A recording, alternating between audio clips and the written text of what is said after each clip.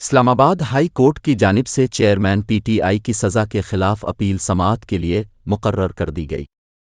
اسلام آباد high court توشہ خانہ case میں چیئرمین پی ٹی آئی کو دی جانے والی سزا کے خلاف اپیل پر کل سماعت کرے گی۔ چیف جسٹس عامر فاروق اور جسٹس طارق محمود جہانگیری پر مشتمل 2 رکنی bench chairman P T I کی اپیل کی سماعت کرے گا۔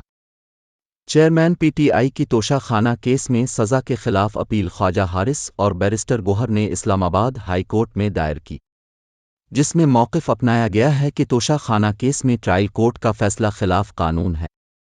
درخواست میں عدالت سے استدعا کی گئی ہے کہ مرکزی اپیل پر فیصلے تک سزا معطل کر کے چیئرمین پی ٹی آئی کی رہائی کا حکم دیا جائے اور سزا کو کالعدم قرار دیا جائے۔